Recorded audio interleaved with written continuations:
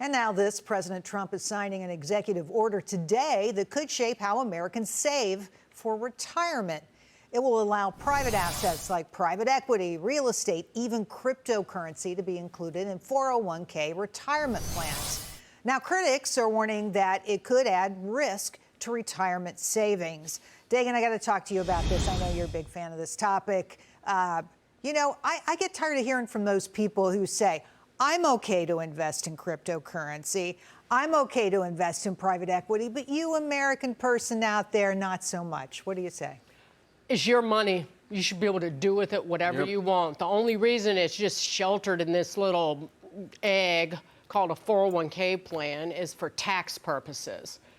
It is yours. It belongs to you. You should be able to invest it however you see fit. That is all. Full stop. Charles? I can't add to it.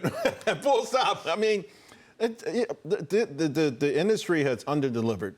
They've overpromised and underdelivered for a long time. And there are a lot of people out there scratching their heads like, man, I've been in this thing for 20, 25 years, and I'm not getting what was promised to me. I think people need to take control of their own financial future. Well, Jackie, when I here's see this target date fund.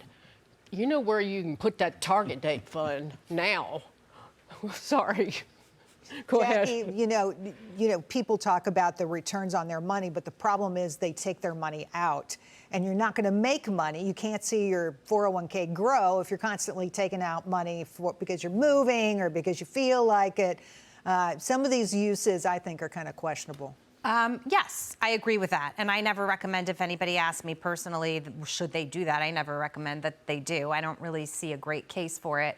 But also, wouldn't you rather invest pre-tax dollars instead of paying tax on the money, taking it out, and then investing in crypto or whatever? I agree with Dagan. If people want a more diverse set of assets that they can potentially invest in, or if that's their pocket of money that they've said, that's my investment money, what I am pulling out and paying tax on is to save for my down payment, to pay my daily expenses, to save for a vacation or whatever, then it's different and it's separate. So I'd like to see these accounts allow more access and more options. Obviously, you want people to do it responsibly and to be educated and informed when they're making those decisions. David, just let me sneak in here for a second before I go to you. The Wilshire 5000 is actually 3,000 stocks. Part of the problem here is there's not enough to invest in because people don't want their companies to go public because you get all this regulation and you get everybody staring over your shoulder.